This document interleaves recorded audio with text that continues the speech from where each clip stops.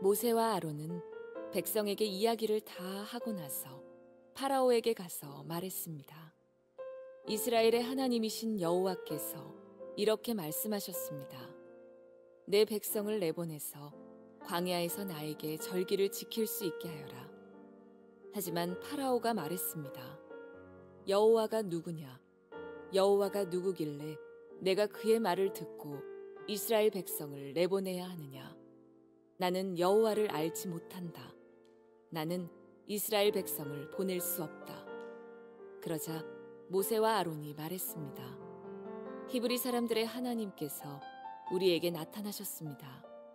그러니 우리를 3일길쯤 광야로 나가게 해주십시오. 그곳에서 우리의 하나님이신 여호와께 제사를 드리겠습니다. 그렇게 하지 않으면 여호와께서 우리를 병으로 죽게 하시거나 칼로 치실 것입니다. 그러나 이집트 왕이 모세와 아론에게 말했습니다. 모세와 아론아, 너희는 왜 백성을 데려가서 일을 못하게 하려고 하느냐? 가서 너희 일이나 하여라. 히브리 사람들은 이 땅에 수가 많아졌다. 그런데 너희는 그들의 일을 쉬게 하려고 하는구나. 이제부터는 저 백성이 벽돌 만드는 데 쓸 짚을 그전처럼 주지 말고 백성들 스스로 짚을 모으게 하여라. 그러나 그전과 똑같은 개수로 벽돌을 만들어야 한다. 벽돌의 수를 줄여주지 마라. 그렇게 해주면 게을러진다. 그들이 우리 하나님께 제물을 바칠 수 있게 해주십시오 라고 말하는 것도 다 게을러졌기 때문이다. 이 백성에게 더 힘든 일을 시켜라. 일하느라고 바빠서 모세의 거짓말을 귀담아 들을 틈이 없게 만들어라. 오늘 출애굽기 5장 말씀을 조금 피부로 와닿게 이해하기 위해서는 지금까지 하나님과 모세 사이에 일어났던 신랑이 하는 장면들을 다시 한번 되짚어볼 필요가 있는 것 같아요. 모세가 하나님께서 가라라고 하니까 금방 가지 않죠. 이런 핑계 저런 핑계를 대면서 못 가겠다라고 하는 얘기를 해요. 내가 누군데 가겠습니까? 그 사람들이 하나님 이름 뭐라 그러면 내가 뭐라고 답을 하겠습니까? 하나님께서 통성명 하셨어요. 이름까지 가르쳐 주셨어요. 나는 여호와다. 스스로 있는 자다. 나중에는 아예 대놓고 아예 보낼 만한 사람 보내십시오. 나는 못 갑니다. 얘기를 했습니다. 그런데 하나님께서 모세를 포기하지 않으셨어요. 그게 하나님의 은혜고 하나님의 사랑이고 하나님의 열심이고 하나님의 충성이죠. 우리만 하나님께 충성을 다하는 것이 아니라 하나님께도 우리에게 충성을 다해 주시는 거예요. 지금 모세가 이집트로 가기는 가는데 기분 좋게 애쓰한 게 아니죠. 가서 이스라엘 백성들을 이집트에서 구해내라 그랬더니 모세가 주님 내가 여기 있사오니 나를 보내소서 하면서 가는 게 아니에요. 억지로 가는 거죠. 그래도 순종하는 모세를 통해서 하나님께서 놀라운 역사를 이제 벌이실 텐데 모세에게 두 번째 기회가 주어진 거죠. 40년 전에는 모세가 왕자의 신분으로 자기 스스로 타이밍도 정하고 방법도 선택해서 민족의 구원자가 될 수 있다라고 나섰어요. 그리고 실패했죠. 근데 이제 두 번째 기회가 40년 만에 찾아온 거예요. 80세 노인이 인간의 눈으로 보면 쓸모없는 인간이 될 수 있지만 하나님의 눈으로 보곤 80세 목자 모세는 가장 이 일을 잘할 수 있는 사람으로 준비되어 있는 거죠. 이제는 하나님께도 두 번째 찬스가 온 거예요. 하나님께는 어떤 찬스가 왔냐? 첫 번째 모세가 달려들었을 때는 하나님께서는 아무것도 하시지 않았거든요. 근데 이제 모세가 하나님의 명령을 따라 이집트로 나아가고 파라오 앞에 설 텐데 하나님께서 분명히 말씀하셨어요. 내가 너를 도와줄 것이다. 내가 너와 함께 할 것이다. 내가 너에게 능력을 줄 것이다. 말씀하셨단 말이에요. 그러면 이제 하나님은 하나님의 일을 하면 되는 거예요. 모세는 모세의 일을 하면 되는 것이고 하나님은 하나님의 일을 하시면 되는 거죠. 그러면 하나님께서 그 기회를 잘 포착하시는지 5장 말씀이 이제 그 내용을 전개하고 있는데 5장 말씀을 보면 이게 굉장히 드라마틱해요. 드라마로 치면 지금 시청률 피크 찍어야 되는 거예요. 왜냐하면 모세가 광야에서 40년 동안 푹푹 썩어가고 있다가 하나님의 찾아오심으로 이제 그렇게 그립던 이집트의 왕궁으로 돌아가는 거잖아요. 그리고 파라오의 앞에 서고 목자로 살아가던 늙은 모세가 하나님의 지팡이를 손에 들고 이제 모세한테 이스라엘 백성을 놓아라 라고 이제 얘기를 하는 장면이거든요. 얼마나 드라마틱해요.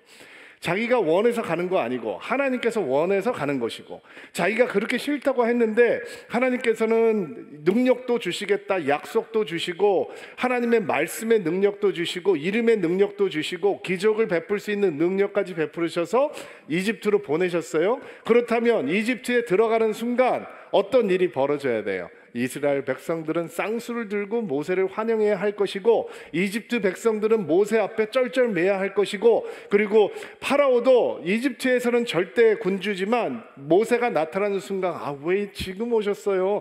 내가 이 사람들 풀어주려고 기다리고 있었는데 막 쩔쩔매면서 이스라엘 백성들을 풀어줘야 되는 분위기죠. 근데 오늘 우리가 읽은 출애굽기 5장은 그렇게 전개가 되지 않아요. 전혀 반대 방향으로 전개가 됩니다. 파라오 앞에 서서 하나님께서 하라라고 하는 말씀을 해요. 근데 파라오는 관심이 없어요. 파라오는 모세의 말을 듣지 않아요. 그리고 상황이 더 악화가 되네요. 어떻게 악화가 되느냐? 너 뭐 광야에 가서 예배한다고? 너 게을러서 그런 거야. 작업장 늘려.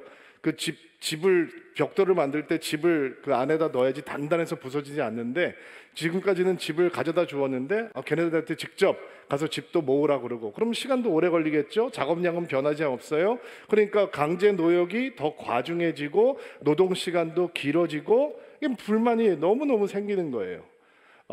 분명히 하나님께서 가라라고 말씀을 하셨는데, 하나님께서 이렇게 하면 내 백성들을 구해낼 수 있을 것이다, 내가 너에게 그 능력을 준다 라고 말씀을 하셨는데, 하나님께서 하라라고 하는 것을 분명 했는데 하나님은 하나님의 일을 하지 않는 것처럼 느껴진단 말이에요. 일이 비비 꼬이는 거예요. 여러분, 이런 말 들어보셨나요? 새벽이 오기 전에 밤은 더 깊어진다, 더 깜깜해진대요. 지금 모세가 만난 상황이 그런 상황이에요. 모세는 뭐를 기대하고 이집트로 들어가냐면 새벽이 올 것이다, 동이 틀 것이다, 어둠이 걷히고 새벽이 열리게 될 것이다, 이런 마음으로 들어가는 거죠. 그런데 하나님께서 시키는 것을 했어요. 순종했어요. 하나님의 말씀을 전했어요. 근데 캄캄한 밤의 기품을 만나게 되었습니다. 여러분, 믿음 생활하면서 이런 순간이 참 힘들어요. 예수 별로 중요하게 생각하지 않을 때, 예수님에 대해서 진지하지 않을 때, 내 마음대로 살 때는 일이 잘 됐는데, 이제는 예수님이 나에게 주님이 되시고 정말 하나님 따라서 신앙생활하고 싶고, 주님이 원하시는 기뻐하시는 것을 행하고 싶고, 주님께 영광되는 삶을 살고 싶어서 믿음의 길을 걷겠다라고 작정을 했는데, 우리 앞에 드러나는 건 잘 되던 일도 안 되고, 건강한 몸도 망가지고, 멀쩡한 관계는 흔들리기 시작하고, 어려움이 막 생기는 거예요. 내가 하나님을 이렇게 섬길 필요가 있을까라고 혼란이 생기게 되는 순간이죠. 하나님의 길을 선택한 것을 후회하게 되는 순간이에요. 그런데 어둠이 깊게 느껴져도 새벽은 다가오고 있는 것처럼, 우리 눈앞에 하나님이 아무것도 하지 않는 것 같고, 우리 눈앞에 아무것도 진행되고 있는 것 같지 않고, 눈에 보이지 않고 손에 잡히지 않고 마음에 느껴지지 않아도 하나님의 역사는 이루어지고 있는 거예요.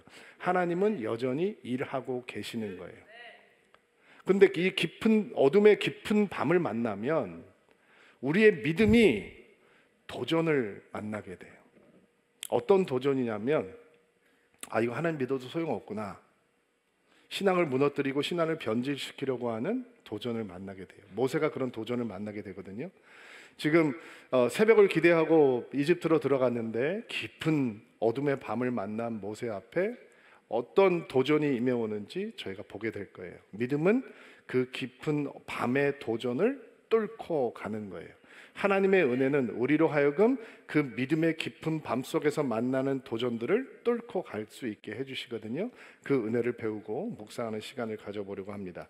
1절과 2절 말씀 같이 한번 읽어볼게요. 읽겠습니다. 시작. 모세와 아론은 백성에게 이야기를 다 하고 나서 파라오에게 가서 말했습니다. 이스라엘의 하나님이신 여호와께서 이렇게 말씀하셨습니다. 내 백성을 내보내서 광야에서 나에게 절기를 지킬 수 있게 하라. 하지만 파라오가 말했습니다. 여호와가 누구냐?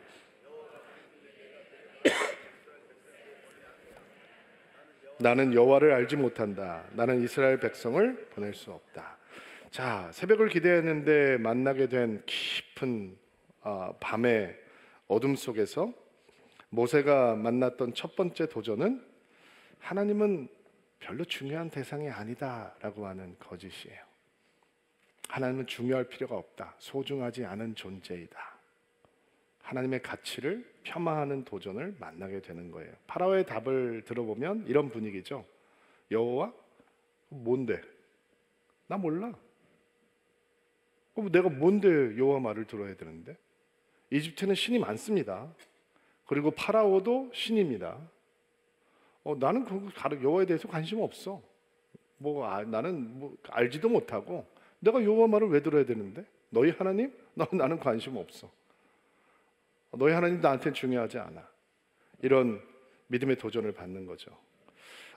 요셉이 파라오의 꿈을 해몽해서 국무총리가 되잖아요. 총리 대신이 되는데 그때 파라오는 뭐라고 얘기하냐면 이것을 알게 하신 이는 하나님이다라고 얘기를 합니다. 하나님을 인정하는 거죠.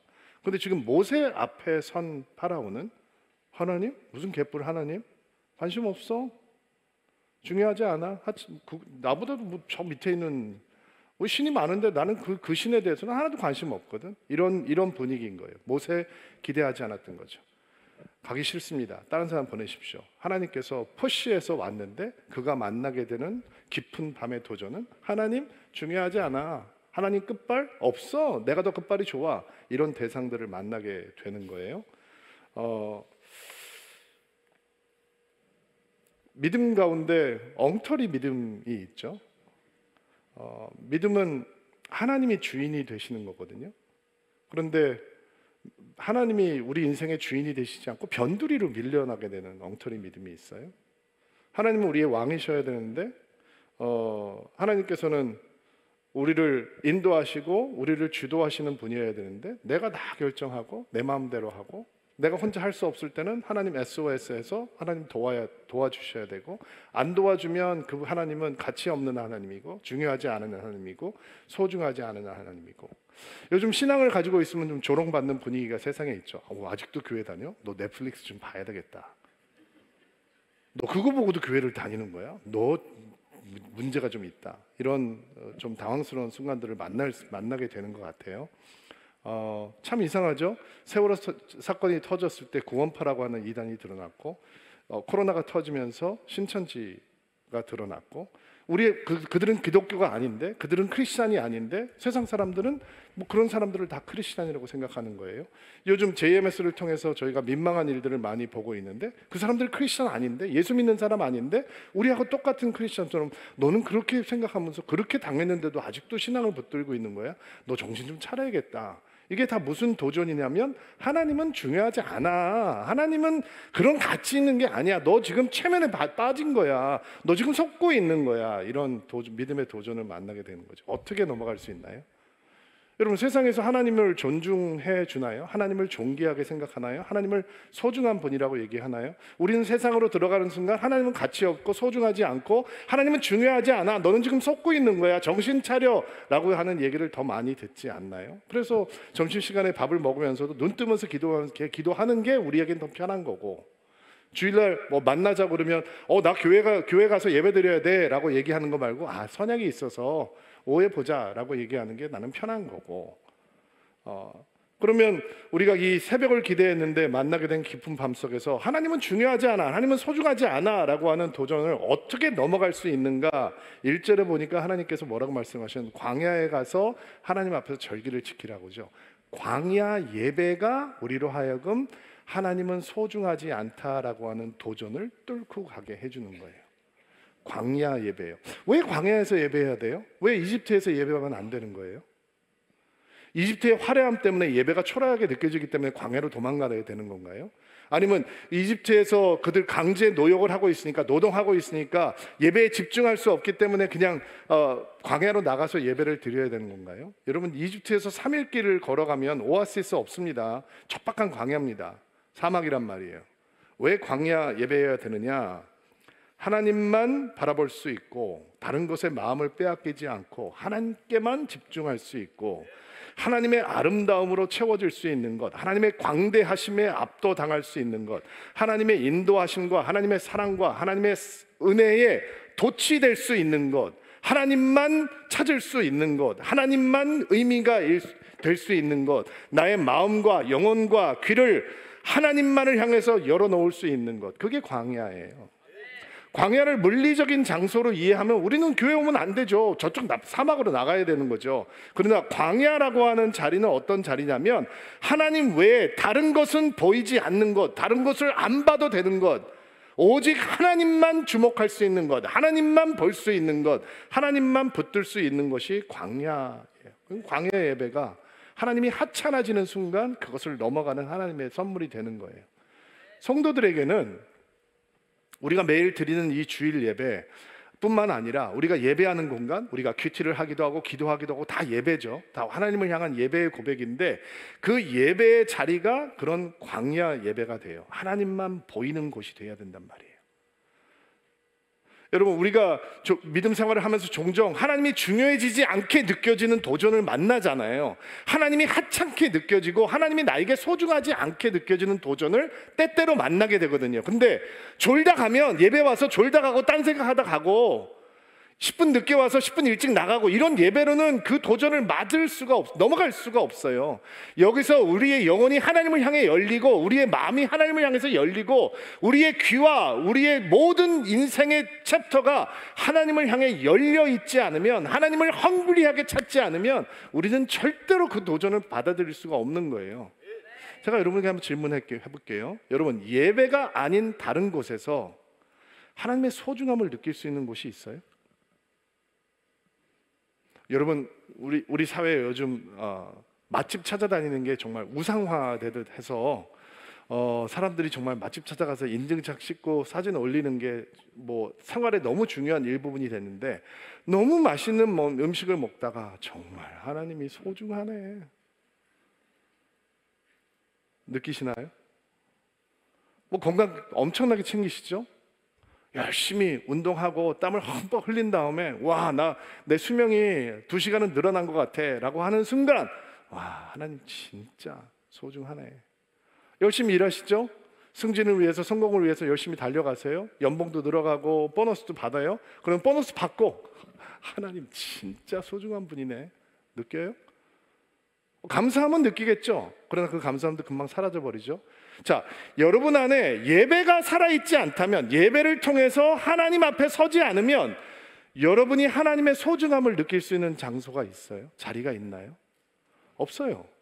하나님이 우리에게 소중해지려면, 하나님이 우리에게 중요한 분이 되려면, 하나님의 가치를 놓치지 않으려면 우리는 예배 가운데 하나님을 향해 살아있어야 돼요. 하나님 향해 깨어 있어야 돼요. 그 하나님 앞에 서는 시간 다른 것이 들어오면 안 돼요. 다른 생각이 들어오면 안 돼요. 다른 사람이 들어오면 안 돼요. 다른 가치가 들어오면 안 돼요. 하나님만 보여야 돼요. 하나님만 생각나야 돼요. 그러면 하나님이 소중하지 않고 가치 없고 하찮은 분이다라고 하는 어두운 밤의 도전을 그 광야 예배를 통해서 뚫고 갈 수 있는 것입니다. 자, 두 번째, 깊은 밤 속에서 모세가 만나는 두 번째 도전, 4절부터 9절 말씀 같이 한번 읽을게요. 4절 읽어주시겠어요? 시작. 모세와 아론에게 말했습니다. 모세와 아론아, 너희는 왜 백성들을 데려가 일을 못하게 하려고 하느냐? 가서 너희 일이나 하여라. 히브리 사람들은 이 땅에 수가 많아졌다. 그런데 너희는 그들의 일을 쉬게 하려고 하는구나. 바로 그날 파라오는 노예 감독들과 작업 반장들에게 명령을 내렸습니다. 이제부터는 저 백성들이 벽돌 만들 때 쓸 집을 그전처럼 주지 말고, 그러나 그전과 똑같은 개수로 벽돌을 만들어야 한다. 벽돌의 소를 줄여주지 마라. 그렇게 해주면 게을러진다. 그들이 하나님께 제물을 바칠 수 있게 해 주십시오라고 말하는 것도 다 게을러졌기 때문이다. 9절, 이 백성에게 더 힘든 일을 시켜라. 일하느라 바빠서 모세의 거짓말을 귀담아 들을 수. 자, 모세가 깊은 밤 속에서 보게 되는, 만나게 되는 두 번째 도전입니다. 지금 모세는 파라오에게 하나님을 예배하기 위해서 이스라엘 백성들을 떠나게 해달라라는 요청을 하죠. 근데 파라오는 과중한 노역을 더 덧붙입니다. 그리고 딴 생각을 못하게 몰아붙이고 작업 환경을 만들어 버리는 거예요. 작업 반장들을 세우고 닥달을 하게 하고 고문을 하게 하고 매질을 하고 하면서 더 일을 시키는 거예요. 모세에게는, 이스라엘 백성에게는 하나님을 예배하는 것이 우선순위인데 파라오에게는 뭐가 우선순위예요? 노동을 하고 벽돌을 만들고. 모세와 이스라엘 백성에게는 하나님의 말씀을 따르는 것이 우선순위인데 파라오에게는 자신의 명령을 복종하는 것이 우선순위가 되는 거죠. 깊은 밤 속에서 만나는 두 번째 믿음의 도전은 우선순위를 뒤범벅 시켜놓는 거예요. 바꿔버리는 거예요.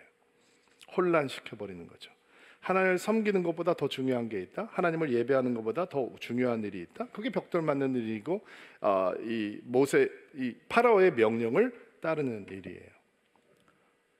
파라오가 이집트를 핍박하면서 계속 일거리를 주고 노동을 시키고 하면서 이것이 너희에게 가장 중요한 일이고 너희가 집중해야 되는 일이다 라고 요구를 하잖아요.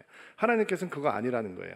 하나님께서 모세를 보낸 증거가 뭐라고 그랬죠? 나의 산에서, 하나님의 산에서 너희가 나를 예배하게 될 것이다 라고 말씀하셨어요. 그게 그들의 정체성이에요. 그 정체성을 따지려면 뭐가 우선순위가 되어야 되느냐? 하나님이 우선순위가 되어야 되고 하나님을 예배하는 것이 우선순위가 되어야 되는 거예요. 여러분, 믿음은 주도권 싸움입니다.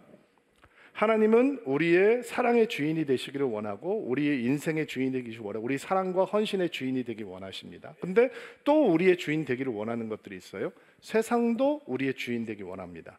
우리의 인생의 주인 되기를 원하고 우리의 사랑과 열정과 헌신의 주인이 되기를 세상도 원한다는 거죠. 믿음은 세상의 주인 되려고 하는 공세를 막아내고 하나님의 주인 되심을 인정하는 것에 있는 거죠.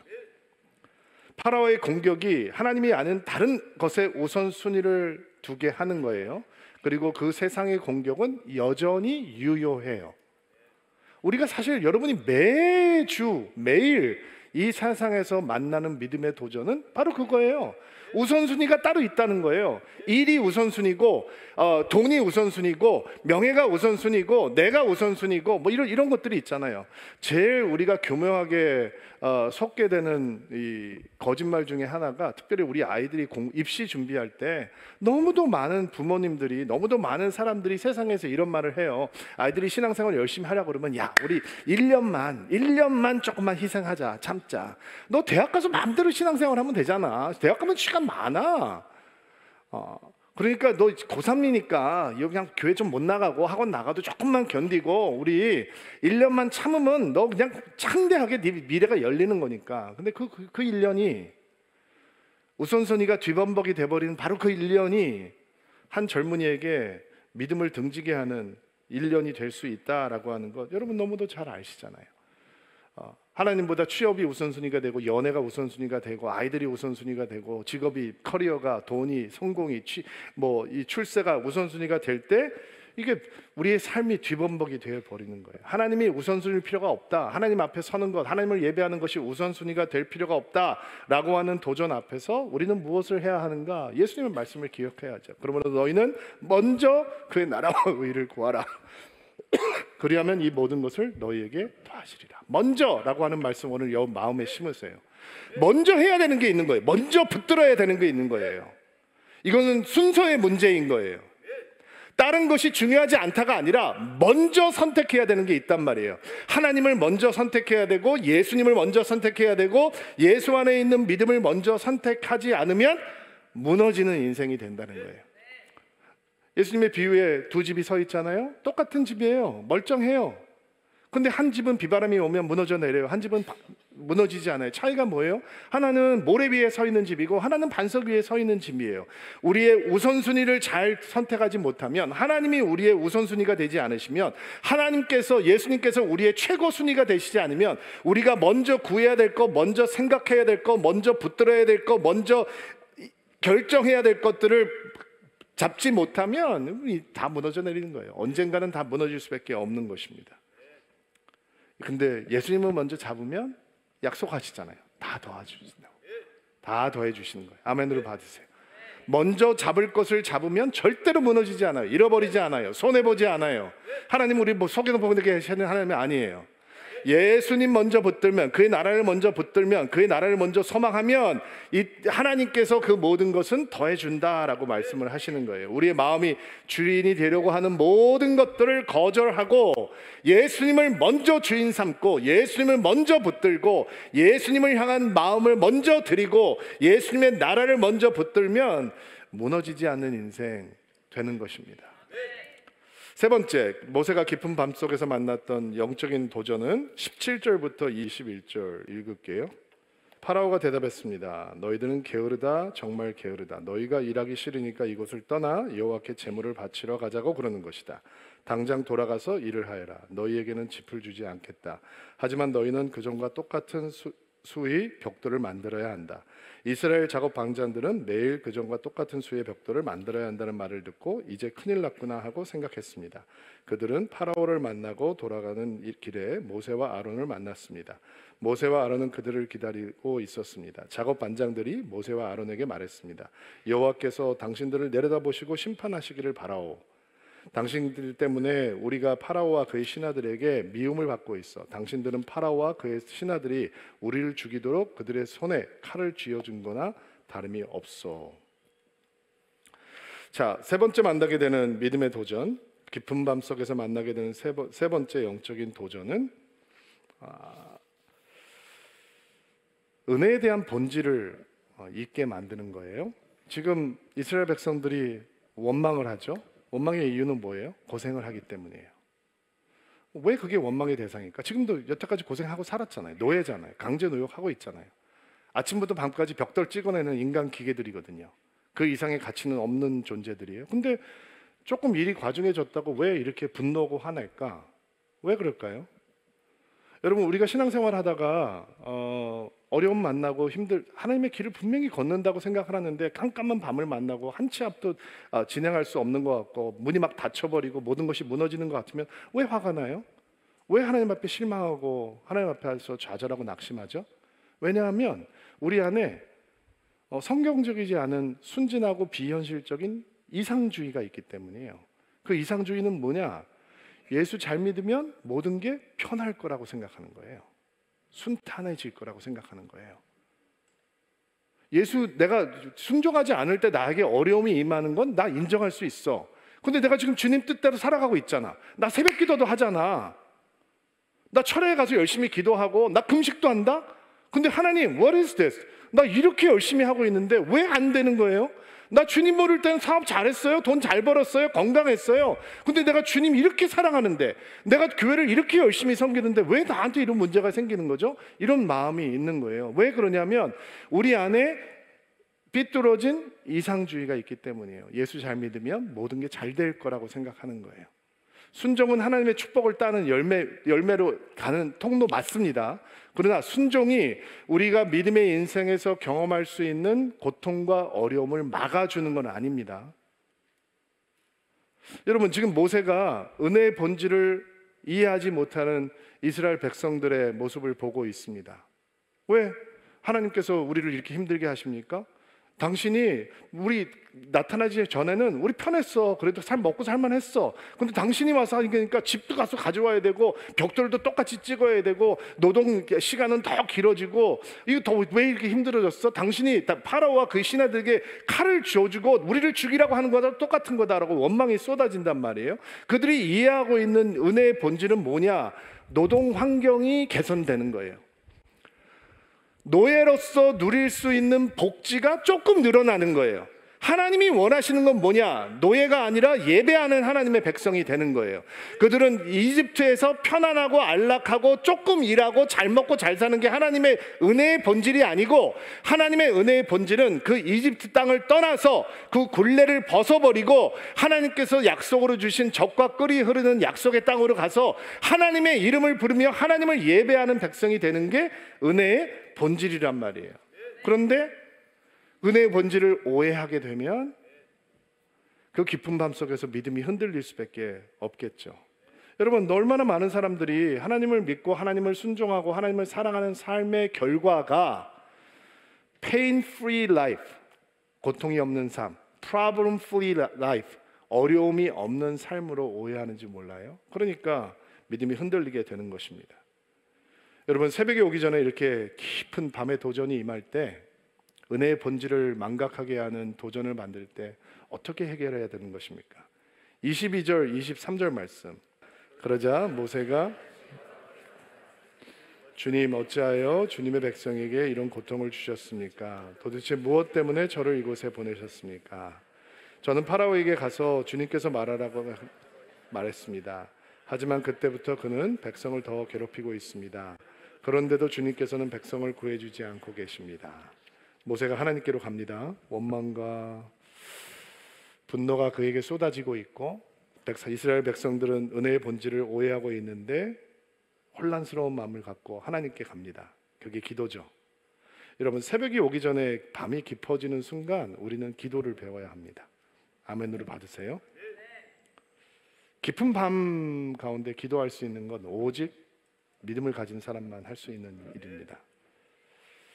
밤이 깊게 느껴질 때 기도하지 않으면 하나님이 안 느껴집니다. 하나님 안 보입니다.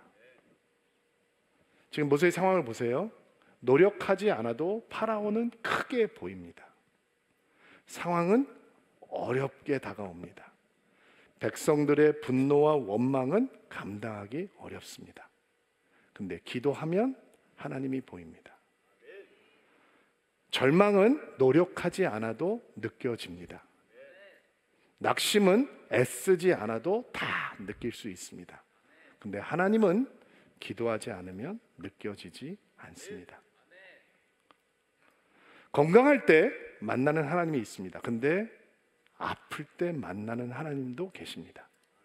모든 것이 잘 될 때 경험하는 하나님의 은혜 있습니다. 맞습니다. 그러나 모든 것이 막힐 때 만나는 하나님 다릅니다.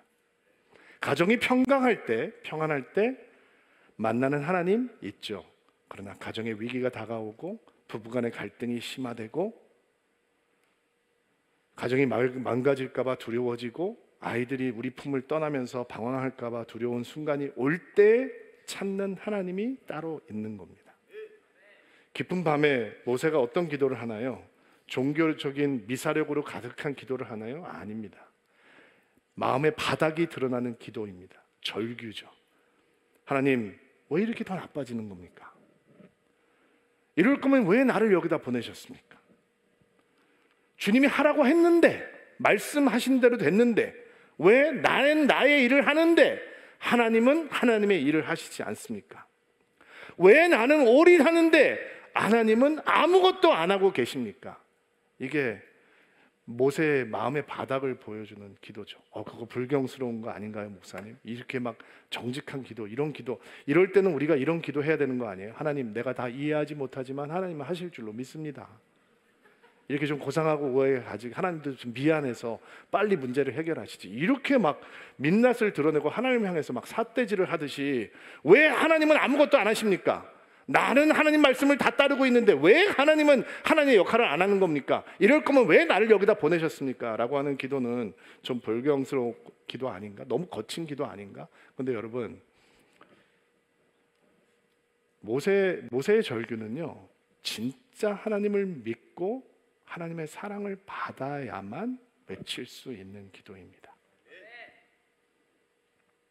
하나님의 사랑 모르면 이 기도 절대로 할 수 없습니다. 하나님 신뢰 모르면 이런 기도 두려워서 뱉어내지 못합니다. 그런데 깊은 밤 속에서 무너지지 않으려면 이 기도가 반드시 우리의 기도가 돼야 하는 것입니다. 빌리그램을 능가하는 명성으로 한때 복음 전도자로 북미 지역을 활발하게 누렸던 찰스 템플턴이라고 하는 목사님이 계십니다.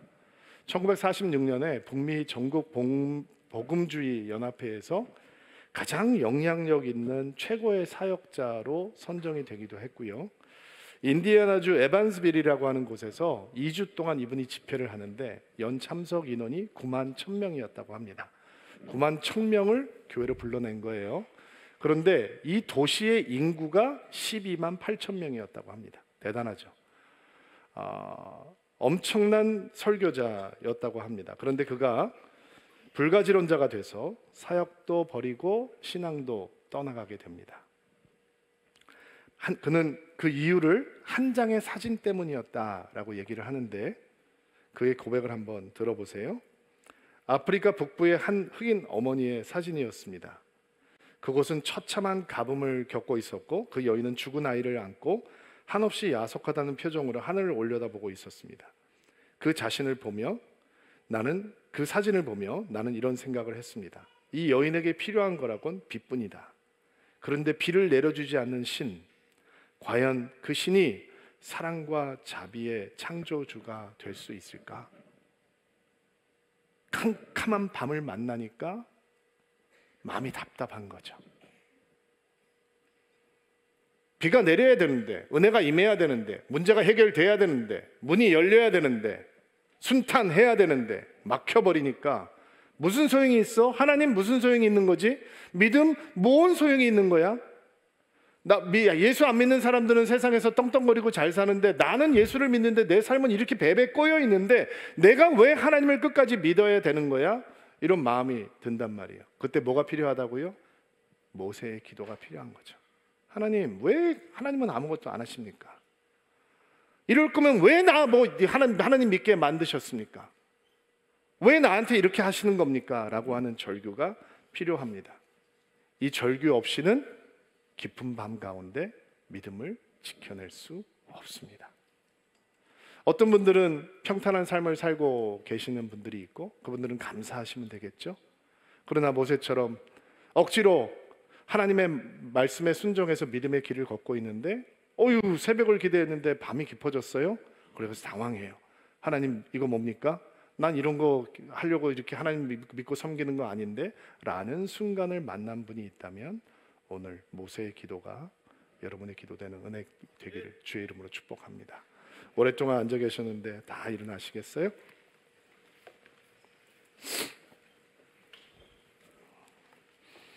자, 가슴에 손을 얹고 안수하시고요. 여러분을 축복하고 기도하겠습니다.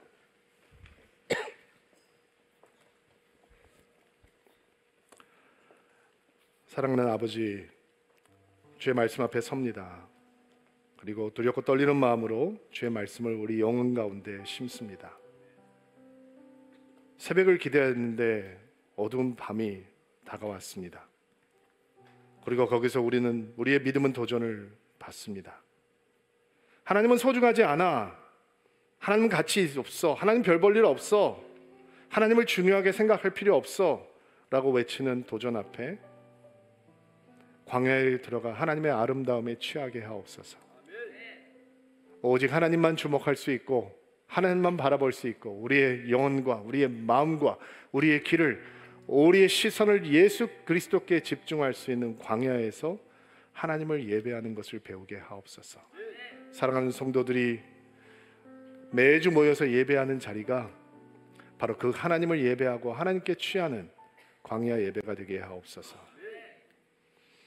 하나님보다 중요한 것은 더 많이 있어. 하나님은 가장 중요한 분이 될 필요가 없어. 하나님은 변두리에 있어도 충분해.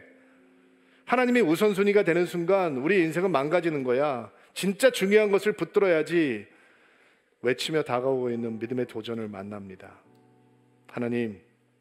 하나님을 먼저 붙들겠습니다. 믿음의 길을 먼저 선택하겠습니다. 예수 그리스도를 먼저 구하겠습니다. 주께서 모든 것을 더하여 주옵소서.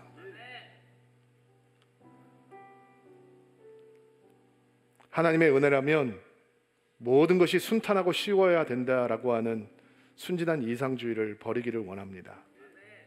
은혜의 본질을 망각하게 만드는 이상주의를 버리고 하나님 앞에 슬픈 마음, 절규의 마음을 토해놓는 모세의 기도를 배우게 하옵소서.